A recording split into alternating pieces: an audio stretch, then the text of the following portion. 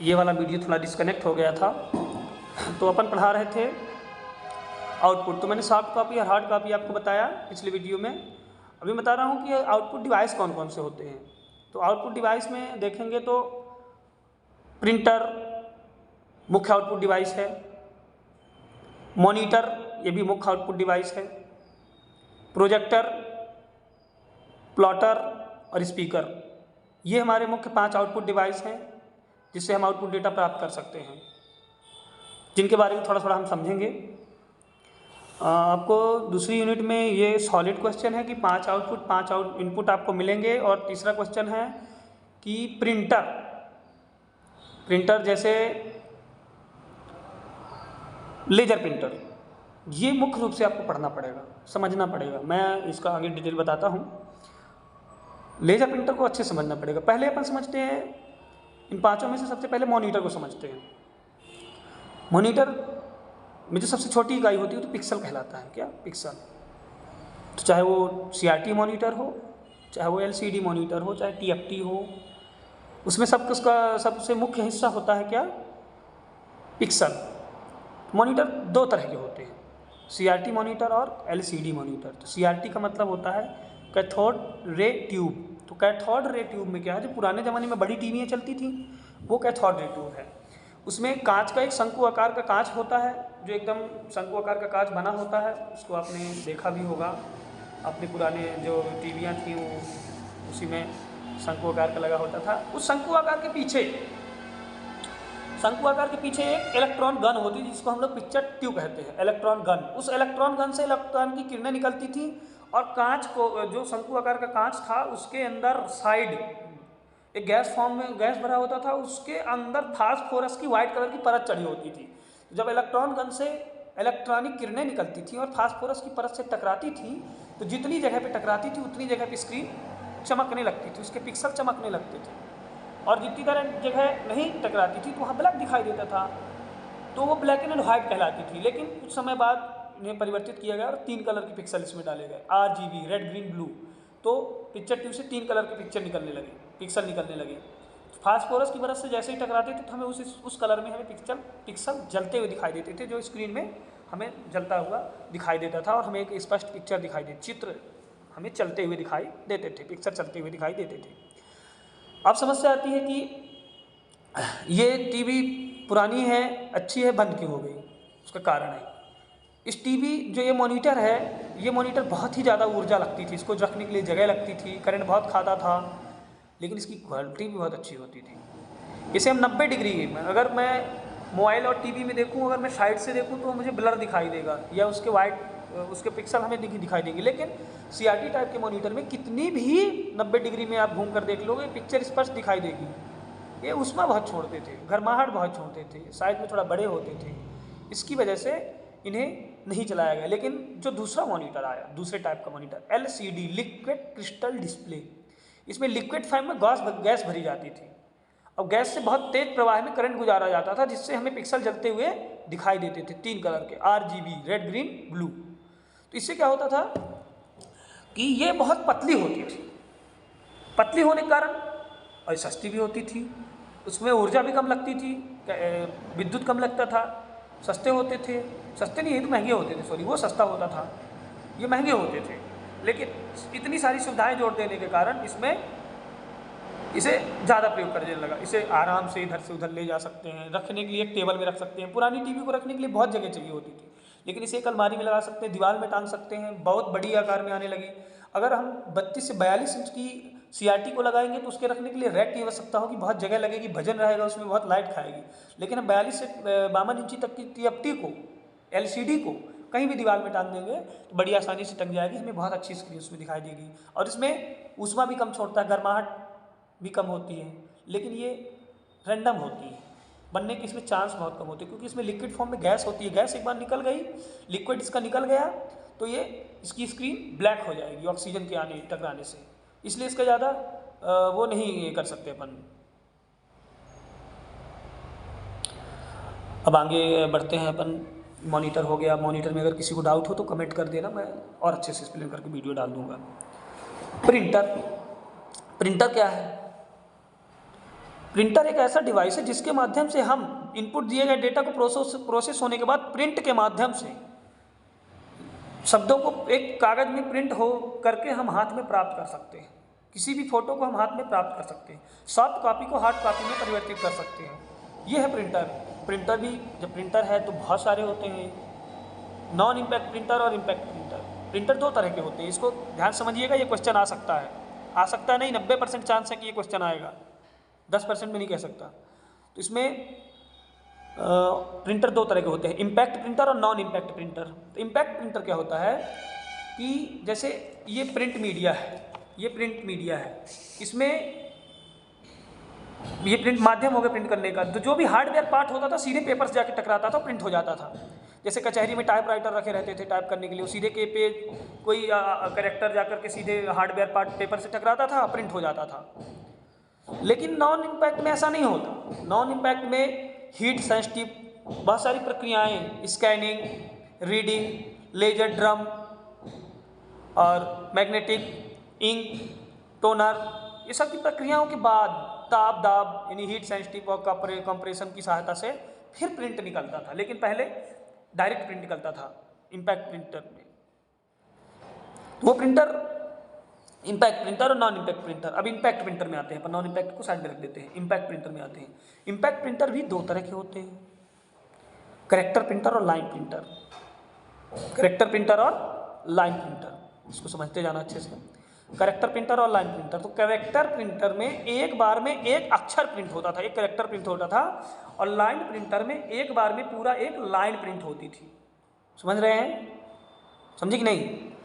एक बार में एक करेक्टर प्रिंट होता था, एक बार में एक लाइन प्रिंट होती थी। और करेक्टर प्रिंटर के अंतर्गत भी दो प्रिंटर होते थे भाई। करेक्टर प्रिंटर में एक बार में एक करेक्टर प्रिंट होता था, लाइन प्रिंटर में एक बार एक लाइन प्रिंट होती थी। स्पष्ट हो गया? लेकिन करेक्टर प्रिंटर के अंतर्गत दो प्रिंटर होते थे, डेजी व्हील प्रिंटर और dot matrix printer. Dot matrix का मतलब है कि डॉट डॉट मिला करके एक पूरा करेक्टर तैयार होता था। डेजी व्हील में एक बार में डायरेक्ट एक करेक्टर प्रिंट होता था। जैसे टाइप राइटर में, कचहरी में टाइप राइटर में जब एक बटन को दबाते हैं तो एक हैमर आता है और सीधे टकराता है जाके किसमें, प्रिंट मीडिया में, और प्रिंट हो जाता है। लेकिन डॉट मैट्रिक्स में क्या होता है, एक चौकोर बॉक्स में बहुत सारी पिन होती हैं। जैसे ही हम प्रिंट करने का यहाँ से कमांड देते हैं तो जो करेक्टर प्रिंट करने का कमांड दिया गया है उस करेक्टर के प्रिंट बाहर निकलते हैं और जाकर टोनर से टकराते हैं, टोनर पेपर से टकराता है और प्रिंट हो जाता है। ये डॉट मैट्रिक्स और करेक्टर प्रिंटर के हो गए, डेजी व्हील प्रिंटर के हो गया। अब आते हैं लाइन प्रिंटर में। समझे कि नहीं? करेक्टर प्रिंटर समझ में आ गया? करेक्टर प्रिंटर के अंदर दो प्रिंटर, डेजी व्हील और डॉट मैट्रिक्स। डॉट मैट्रिक्स में डॉट डॉट करके एक करेक्टर प्रिंट होता है, और डेजी व्हील में एक बार में सीधे एक अक्षर, जैसे मुझे ए लिखना है तो एक बार में ए प्रिंट हो जाएगा, और डेजी व्हील में डॉट डॉट करके प्रिंट होगा। अब आते हैं लाइन प्रिंटर में। लाइन प्रिंटर में क्या होता है, दो प्रिंटर होते हैं, चैन प्रिंटर और ड्रम प्रिंटर। तो चैन प्रिंटर में क्या होता है कि चैन, बहुत सारी गोल गोल चैन लगी होती हैं, हर चैन में करेक्टर बने होते थे, सारे करेक्टर बने होते थे। जैसे ही हम एक लाइन प्रिंट करने की कमांड देते थे वैसे ही वो करेक्टर ऑटोमेटिक घूम के सामने आ जाते थे और प्रिंट से सीधे टकरा जाते थे पेपर से। और उसके पेपर के आगे क्या लगा होता था, टोनर, इंक का, वो इंक उसमें लग जाती थी। एक बार में एक लाइन प्रिंट करते थे। और चैन प्रिंटर में और ड्रम प्रिंटर में जो चैन की जगह पे एक बड़ा सा ड्रम होता था, उस ड्रम में चारों तरफ एक पट्टे की सहायता से करेक्टर लिखे होते थे। जैसे ही हम एक करेक्टर लिखने की यहाँ से एक लाइन प्रिंट करने का कमांड दें वैसे ही वो करेक्टर घूम घूम के सामने आ जाए और सीधे जाकर के टोनर टकराए, टोनर पेपर टकराए, प्रिंट हो जाए। ये लाइन प्रिंटर का फॉर्मूला है। आप लोग नेट में सर्च करके देख भी सकते हैं। हालांकि मैं इस वीडियो को अपडेट करके इसमें जैसे लाइन प्रिंटर की इसकी फ़ोटो भी अपडेट करके डालना स्टार्ट करूँगा, लेकिन आप लोगों के कल पेपर हैं तो मैं आपको फिलहाल इतना दे रहा हूँ अभी। बाकी अगले सेमेस्टर में जो मैं वीडियो बनाऊँगा उसमें मैं फ़ोटो भी ऐड करना स्टार्ट करूँगा, जो जो चीज़ें होंगी उसकी फ़ोटो भी डाल के वीडियो बनाना स्टार्ट करूँगा। लेकिन फिलहाल अभी के लिए इतना समझते हैं। अब ये हो गया नॉन इम्पैक्ट प्रिंटर। अब इम्पैक्ट प्रिंटर बंद क्यों हो गए? चलाते क्यों नहीं? चलाते हैं, आज भी चलाते हैं। ये प्रिंटर बहुत सस्ते होते हैं, नॉर्मल साधारण कार्यालय काम के लिए प्रयोग किए जाते हैं। लेकिन इन प्रिंटर में एक कमी होती है कि आवाज़ बहुत करते हैं, प्रिंटिंग की क्वालिटी अच्छी नहीं होती, और ये प्रिंट करने में समय भी ज़्यादा लगता है। ये प्रिंट जो होते हैं ये DPI, डॉट पर इंच, या CPS, कैरेक्टर पर सेकंड, या LPM, लाइन पर मिनट, समझे कि नहीं? CPS कैरेक्टर पर सेकंड, 1 सेकंड में कितने कैरेक्टर प्रिंट करता है, इसकी गति। LPM लाइन प्रिंटर 1 मिनट में कितनी लाइन प्रिंट करता है, LPM। DPI डॉट वाला प्रिंटर जो है, पिक्सल वाला, वो 1 इंच में कितने डॉट प्रिंट करता है, कितने सेकंड में। DPI डॉट पर इंच, 1 इंच में कितने समय में कितने डॉट प्रिंट करता है, समझें। इसके बाद आते हैं नॉन इम्पैक्ट प्रिंटर में। इम्पैक्ट समझ में आया, आगे बढ़ते हैं। Non impact printer direct print नहीं करता है। ये प्रिंटर आवाज़ भी नहीं करते और इनकी गति भी PPM या PPS से मापी जाती है, पेपर पर मिनट, पेपर पर सेकंड के हिसाब से मापी जाती है। इनकी गति बहुत तेज होती है, बहुत बड़े बड़े कामों में प्रयोग किए जाते हैं। अब मान लीजिए नॉन इम्पैक्ट प्रिंटर के अंदर लेजर प्रिंटर, इंकजेट प्रिंटर और थर्मल प्रिंटर, 3 प्रिंटर होते हैं। तो इसमें सबसे पहले हम समझेंगे थर्मल प्रिंटर समझते हैं। थर्मल प्रिंटर क्या है, भी समझ में आया। ये non impact printer, non impact शोर नहीं करते हैं, इनकी गति बहुत अच्छी होती है। इनकी गति को हम CPS या PPS या PPM में मापते हैं, पेपर पर सेकंड या पेपर पर मिनट के हिसाब से मापते हैं। और इसमें हीट सेंसिटिव मैग्नेटिक सिग्नल आदि चीज़ों से प्रिंट होता है। इसमें ड्रम होता है, कार्टेज होता है और पेपर में भी इसमें इंक होती है। तो जैसे हम थर्मल प्रिंटर समझेंगे, पहले 3 प्रिंटर होते हैं, thermal printer, inkjet printer, inkjet printer, thermal printer और लेजर प्रिंटर। सबसे पहले हम इसको समझेंगे थर्मल प्रिंटर। समझिए आप, जब हम ATM में जाते हैं, पैसे निकालते हैं, पैसे निकालने के बाद हमको एक पर्ची मिलती है। वहाँ से जो हमें पर्ची मिलती है, उस पर्ची में पहले से केमिकल लगा होता है और प्रिंटर से लेजर किरण निकलती है और पेपर पर जब पड़ती है तो पेपर में उस आकृति की लेजर किरणें पड़ती हैं, तो उस आकृति में केमिकल जल जाता है और केमिकल दूसरे रंग में हमें दिखाई देने लगता है। जितनी जगह लेजर किरणें गर्म पड़ी हैं तो वो लेजर में ही पहले से केमिकल होता है, केमिकल युक्त पेपर होता है वो। इसीलिए जब हम पेपर ATM की पर्ची लेते हैं तो हमको उसमें चिपचिपा पदार्थ लगा होता है, वो केमिकल है। और वो केमिकल हवा के में आने से कुछ समय बाद 2-3 दिन में नष्ट भी हो जाता है। ये है थर्मल प्रिंटर। अब थर्मल प्रिंटर जैसे पेट्रोल पंप में पेट्रोल डलवाते हैं, एक छोटी सी पर्ची निकलती है। ये महंगे होते हैं, लेकिन ये इनकी पेपर प्रिंट करने की जो लागत है वो बहुत सस्ती होती है, इसलिए इसको ज़्यादातर उपयोग करते हैं। ये प्रिंटर आसानी से इधर से उधर ले जा सकते हैं, छोटी छोटी पर्चियाँ निकालने के लिए। पेट्रोल पंप में, ATM में या जहाँ पैसे स्वैप करते हैं, छोटी छोटी मशीनों में, उसमें पर्ची निकलती है। उसमें लेजर किरणों के माध्यम से पेपर पर ही केमिकल होता है, उस केमिकल का रिएक्शन होता है। जब लेजर किरणें पड़ती हैं उसमें तो वो रिएक्ट करता है दूसरे कलर में, तो हमें उसमें टेक्स्ट लिखे हुए दिखाई देते हैं। फिर आते हैं हम लोग इंकजेट प्रिंटर। इंकजेट का दूसरा नाम क्या है, थर्मल इंकजेट, इंक टैंक। अभी थर्मल प्रिंटर समझे ना, अब क्या समझेंगे, इंकजेट प्रिंटर। तो इंकजेट प्रिंटर में क्या होता है, इंक टैंक होता है। तो जैसे उसके सतह, कांच की सतह होती है, उस सतह से हम प्रकाश के रिफ्लेक्शन से हम डेटा को स्कैन करते हैं, वो मेमोरी में जाता है। मेमोरी से जाता है कहाँ पे, उसमें कार्टेज लगी होती है, उस कार्टेज के ऊपर से एक छाया प्रति आता है, मैग्नेटिक किरणें निकलती हैं, वो पेपर पर बन जाती हैं और उतनी जगह पे कार्टेज क्या करता है, इंक का छिड़काव करता है। जो कलर के वहाँ मैग्नेटिक किरणें पड़ी हैं, छायाचित्र बना है, उसमें वो कार्टेज इंक का छिड़काव करता है और वहाँ पे एक छायाचित्र टेक्स्ट जो भी है वो बन जाता है। ये इंकजेट की प्रिंट, इसकी क्वालिटी बहुत अच्छी होती है, लेकिन इसकी प्रिंट करने की लागत थोड़ा महंगी होती है। प्रिंटर भी 12-15 हज़ार या 20 हज़ार के आते हैं।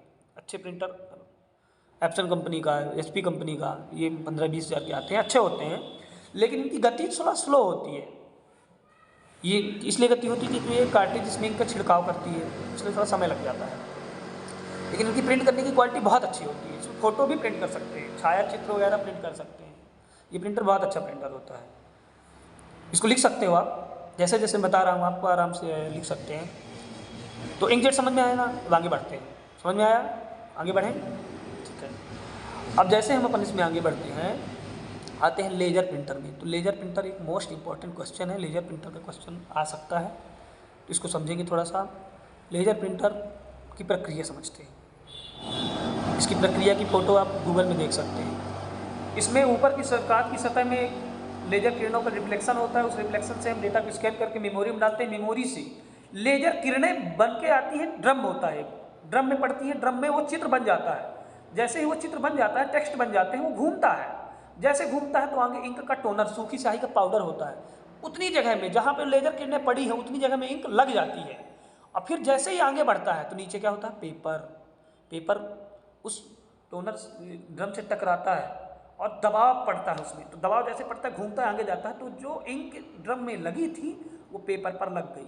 और पेपर थोड़ा आगे बढ़ता है, वहाँ क्या फ्यूजन स्टेशन होता है। फ्यूजन स्टेशन, गर्म हवा उसमें छोड़ी जाती है और इंक उसी में सूख जाती है। इसीलिए फोटोकॉपी के जो पेपर निकलते हैं गर्म होते हैं, ठीक है ना। आगे बढ़ते हैं। फ्यूजन स्टेशन से निकलने के जब वो ड्रम में लिखा हुआ चित्र घूमता है, इंक तो छूट गई, तो पीछे उसमें और ड्रम होता है जो उसमें लगे हुए इंक को, बचे हुए इंक को छुड़ाता है और उस चित्र को मिटाता है। फिर लेजर किरणें उसमें चित्र बना देती है। यही प्रक्रिया बहुत तेज गति से होती है। यह ताप और दाब की प्रक्रिया से पूर्ण होता है। दबाव मतलब कि पेपर के ऊपर जो दबाव लगता है ड्रम का, वो दबाव से आगे बढ़ता है, वो दबाव हो गया। फ्यूजन स्टेशन में ताप की प्रक्रिया होती है, इसलिए इसको क्या कहते हैं, ताप और दाब की प्रक्रिया। समझ में आया? ये लेजर प्रिंटर हो गया। समझ में आया कि नहीं आया? ठीक है, आगे बढ़ते हैं। इसके बाद जब अपन आते हैं किसमें, लेजर प्रिंटर के प्रकार में। लेजर प्रिंटर के प्रकार 5 होते हैं। कितने? 5। कौन कौन से? Personal laser printer, work station laser printer, नहीं, office laser printer, personal laser printer, office laser printer, work station laser printer, colour laser printer. ठीक है, कितने हो गए? 4 हो गए। Personal laser printer, office laser printer, work group या work station laser printer, colour laser printer. 4 हो गए। इनकी हम डिटेल समझते हैं कैसे। पर्सनल लेजर प्रिंटर प्रक्रिया वही है, बड़े हैं छोटे हैं, बस साइज का अंतर है, प्रक्रिया वही है। लेकिन इसमें कलर लेजर प्रिंटर जो होता है थोड़ा बड़ा होता है, सिंगल कलर का होता है, डबल कलर, मल्टी कलर का होता है, अलग अलग कलर इसमें फ्यूजन स्टेशन बने होते हैं, अलग अलग इसमें बॉक्स बने होते हैं, कंबर्सन। इसमें स्क्रीन प्रिंटिंग, जिसको अपन लोग ऑफसेट प्रिंटिंग कहते हैं ना, वो कलर लेजर प्रिंटर से ही ऑफसेट प्रिंटिंग होती है, जिसमें किताबें छपना और बड़े बड़े पोस्टर, फ्लैक्स पोस्टर छपना। पोस्टर मतलब किताबों वाले पोस्टर, पेपर छपना, ये ऑफसेट प्रिंटिंग से होता है, कलर लेजर प्रिंटर के माध्यम से। तो बनाते हैं पर्सनल लेजर प्रिंटर में, जो हम लोग घरों में फोटोकॉपी के यूज करते हैं, घरों में छोटे छोटे प्रिंटर रखते हैं, वो पर्सनल लेजर प्रिंटर। इसे हम इधर से उधर ले जा सकते हैं। सिंपल पेपर होते हैं, इनमें बाहर से अलग से पेपर लगाना पड़ता है और एक एक करके पेपर प्रिंट करता रहता है। इसमें अलग से पेपर लगाते हैं। इसमें पेपर रखने के अंदर से कार्टेज नहीं होता, कार्टेज इसके अंदर पेपर रखने का नहीं होता। इसमें क्या होता है, अलग से पेपर रखना पड़ता है। इसके बाद आते हैं office laser printer. Office laser printer बड़ा होता है, किससे? पर्सनल लेजर प्रिंटर से थोड़ा बड़ा होता है। इसको भी टेबल के ऊपर रख सकते हैं, लेकिन इसमें पेपर रखने के लिए अलग से बॉक्स बना होता है, जिसमें हम 250 पन्ने रख सकते हैं। इसकी प्रिंट करने की गति 15 से 20 पेज पर मिनट होती है। और ऑफिस लेजर प्रिंटर की, पर्सनल लेजर प्रिंटर की 2 से 4 पेज पर मिनट, PPM, 2 से 4 PPM। और ऑफिस लेजर प्रिंटर की ज़्यादा होती है। लेकिन दोनों सिंप्लेक्स, इसमें क्या 2 मोड होते हैं, simplex mode, duplex mode. Simplex mode में एक साइड पेपर एक बार में प्रिंट करता है, डुप्लेक्स मोड में एक बार में दोनों साइड प्रिंट कर निकाल सकता है। तो जो वर्क ग्रुप या वर्क स्टेशन, इसको जमीन में रखा जाता है, बड़ा प्रिंटर होता है। यहाँ पे प्रयोग करते हैं जहाँ 100-200 फोटो कापी डेली निकालना हो, वहाँ पर हम लोग प्रयोग करते हैं। हम लोग नहीं, कोई भी प्रयोग करता है दुकानों में कहीं भी, work station laser printer, work station laser printer, work group भी बोलते हैं, जहाँ बहुत सारा काम हो। ये डुप्लेक्स होता है, इसके अंदर 250 पन्ने रख सकते हैं। इसकी प्रिंट करने की गति 35 से 50 पेज पर मिनट होती है। इसकी प्रिंट करने की जो गति होती है वो 35 से 50 पेज पर मिनट होती है। लेकिन ये डुप्लेक्स है, एक बार में आगे पीछे दोनों प्रिंट निकाल सकता है, समझे? ये एक बार में दोनों आगे पीछे प्रिंट निकाल सकता है। इसके बाद आते हैं कहे में production laser printer. Production laser printer बहुत बड़ा लेजर प्रिंटर होता है। जहाँ पर लगातार महीने भर प्रिंटिंग निकालनी हो, वहाँ पर किसका प्रयोग करते हैं? प्रोडक्शन लेजर प्रिंटर का। जैसे बिजली का बिल निकालना, 70 हज़ार बिल निकालना, एक दिन में 70 हज़ार प्रिंट निकाल सकता है। पानी का बिल निकालना, बिजली बिल निकालना, या लगातार किसी कंपनी के बिल निकालना, टेलीफोन बिल निकालना, ये सब प्रोडक्शन लेजर प्रिंटर से होता है। किससे होता है? प्रोडक्शन लेजर प्रिंटर से होता है। समझ में आया कि नहीं? फिर आता colour laser printer. Colour laser printer बहुत ही बड़ा ऑफसेट प्रिंटिंग है। इसमें एक एक कलर के 4 बॉक्स होते हैं सब में। इसमें सियान, मेजेंटा, येलो, ब्लैक, इसमें CMYK के कलर ग्रुप का प्रयोग होता है। इसमें अलग अलग बॉक्स से गुजारा जाता है पेपर को, जो एक मल्टी कलर की प्रिंटिंग तैयार होती है। इसको आप ऑफसेट प्रिंटिंग सर्च करके देख लेना, सेकंड सेमेस्टर में मैं आपको पढ़ाऊंगा DTP में, जिसमें DTP होगा तो मैं आपसे प्रिंटिंग का पूरा चैप्टर है, यूनिट है, उसमें बताऊँगा। इसमें फ़िलहाल आपको इतना ही समझना है। प्रोडक्शन लेजर, इसमें कलर लेजर प्रिंटर में सिंगल कलर मतलब एक कलर के 4 बॉक्स होते हैं, जिसमें सियान, मैजेंटा, येलो, ब्लैक कलर पड़ता है। और हर उसमें एक, जो मैंने आपको लेजर प्रिंटर का भी प्रक्रिया बताई ना, वो हर बॉक्स में एक लेजर प्रिंटर की प्रक्रिया होती है।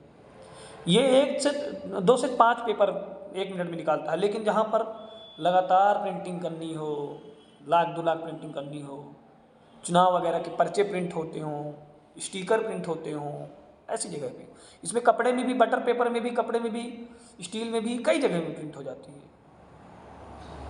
ठीक, लेजर प्रिंटर समझ में आया। अब अपन आते हैं प्लॉटर में। प्रिंटर समझ में आ गया, दिस इज क्लियर। प्रिंटर समझ में आ गया, ना आया हो तो वीडियो रिवर्स करके देख लो, या और कोई दिक्कत हो, डाउट हो तो मुझे कमेंट कर देना, मैं आपको बता दूंगा। आते हैं प्लॉटर में। प्लॉटर क्या है? प्लॉटर अभी आपने देखा होगा गाड़ियों में, कि गाड़ियों में कोई बजरंगबली की मूर्ति बनवा लेता है, कोई लिखवा लेता है, कोई नंबर चढ़वाता है। तो जो रेडियम कटिंग करता है ना, ड्रम पिन प्लॉटर है। क्या है? Drum pin plotter. प्लॉटर भी कई तरह का, inkjet plotter, flat bed plotter, जैसे प्लाई बोर्ड में, लकड़ियों में, स्टील में प्रिंटिंग की जाती है, बनाई जाती है, डिजाइनें बनाई जाती हैं, वो फ्लैट बेड प्लॉटर से होती है। प्लाटर के ऊपर वो उसको रख दिया जाता है, प्लाई को पूरे डाल दिया लकड़ी की, और उसमें एक पिन आती है, वो पिन घूम घूम के उसमें डिजाइन बना देती है। इसी तरह रेडियम में दाएं बाएं, वो मतलब आगे पीछे और दाएं बाएं के लिए पिन, आगे पीछे के लिए ड्रम होता है, इसलिए उसको कहते हैं ड्रम पिन प्लाटर। वो पिन क्या करती है, रेडियम को कटिंग कर देती है और उससे निकाल करके हम किसी भी जगह चिपका सकते हैं। और एक होता है इंकजेट प्लॉटर। इंकजेट प्लॉटर क्या करता है? जो बड़े बड़े हुडिंग, फ्लैक्स, पोस्टर, एडवर्टाइजमेंट दुकानों की जगह जगह खम्भों में लगाते हैं, जैसे पोस्टर वगैरह दीवारों में चिपकाते हैं, बड़े बड़े बैनर जिसको बोलते हैं। तो इंकजेट प्लॉटर क्या करता है? कलर का छिड़काव, ड्रम पिन की तरह होता है, इसमें पिन की जगह कॉटेज होता है, कॉटेज उसमें छिड़काव करता है, तो हम अच्छी सी प्रिंटिंग हमको तैयार होती है। इसके बाद स्पीकर। स्पीकर क्या है? हमारे द्वारा रिकॉर्ड की हुई आवाज़ को, जो हम बोल रहे हैं वो एनालॉग आवाज़ है, वातावरण में हमारे वाइब्रेशन को समझता है, सिग्नल को, और फिर हमें कानों में सुनाई देता है। लेकिन इस माइक के माध्यम से एनालॉग आवाज़ को डिजिटल करंट में यहाँ से उत्पन्न करके फिर हमारे मोबाइल में भेज दे रहा है। ये एनालॉग से डिजिटल कहलाता है, ये माइक्रोफोन है। लेकिन इस डिजिटल आवाज़ जो रिकॉर्ड की है उसको हमको वापस सुनाने के लिए, एनालॉग से डिजिटल से एनालॉग कन्वर्ट करने के लिए स्पीकर का प्रयोग होता है। तो हमारे द्वारा जो आवाज़ रिकॉर्ड की गई है, रिकॉर्ड करने के बाद मेमोरी में है, परिणाम के रूप में हमें सुनाई देती है, तो क्या हो गया? आउटपुट हो गया वो। स्पीकर क्या है? Output device. हमारी आवाज़ को डिजिटल से एनालॉग में परिवर्तित करके हमारे तक पहुंचाने का काम करता है कौन? स्पीकर। समझ में आया? स्पीकर, और अपने शब्दों में लिख सकते हो आप लोग। इसके बाद आते हैं प्रोजेक्टर। प्रोजेक्टर क्या है? बड़े टाकीज वगैरह में देखने जाते हो, एक ऊपर पर्दा वो लगा दिया जाता है, पिक्चर ट्यूब, प्रोजेक्टर, फिर वो बड़ी स्क्रीन में आपको दिखाई देता है। समझे कि नहीं? हम अपने यहाँ पढ़ाते थे पहले प्रोजेक्टर से, वर्तमान में LED लगा दिए हैं। तो प्रोजेक्टर आउटपुट डिवाइस है, इसमें सॉफ्ट कॉपी आउटपुट डिवाइस है। एक बड़े पर्दे में प्रकाश की किरणों के माध्यम से चित्र को उतारा जाता है, वीडियो वगैरह चलाए जाते हैं, जो हमें आउटपुट के रूप में, परिणाम के रूप में हमें दिखाई देता है। तो हम वीडियो देखते हैं, कोई किसी भी डेटा को प्रेजेंटेशन तैयार करके हज़ारों लोगों को बड़े पर्दे में दिखाने के लिए हम प्रोजेक्टर का प्रयोग करते हैं। प्रोजेक्टर, माइक्रोफिल्म भी इसको कह देते हैं। इसमें हम एक जगह रख के और बड़ी दीवार में हम प्रकाश की किरणों के माध्यम से स्क्रीन हमको दिखाई देगी दीवार में। इसमें कोई LED, LCD या मॉनिटर नहीं होता है, इसमें बड़ी दीवार में ही प्रकाश की किरणों से हम चित्र को उतार सकते हैं। इस यूनिट में इतना ही है। दूसरी यूनिट आपकी कंप्लीट हुई, आप लोग अभी इतना पढ़िए, मैं आपको तीसरी यूनिट भी बना के दे रहा हूँ। ठीक है? आपके इस यूनिट के क्वेश्चन जो मुख्य हैं, 5 इनपुट 5 आउटपुट की व्याख्या कीजिए, कीबोर्ड माउस की व्याख्या कीजिए, और तीसरा क्वेश्चन है कि लेजर प्रिंटर की विस्तारपूर्वक व्याख्या कीजिए, और चौथा क्वेश्चन है, इसमें चौथा क्वेश्चन बन जाएगा कि इम्पैक्ट प्रिंटर और नॉन इम्पैक्ट प्रिंटर में अंतर स्पष्ट कीजिए। ठीक, ये 4 क्वेश्चन हैं आपके। जब मैंने इम्पैक्ट पढ़ाया था, नॉन इम्पैक्ट पढ़ाया था, उसमें देख लेना मैंने क्या क्या बोला है, उसको कॉपी कर लेना। ना समझ में आए तो बताना, मैं अभी और दूसरा वीडियो बना दूंगा 10 मिनट का। Okay, thank you so much. अगले वीडियो मिलते हैं तीसरी वीडियो में।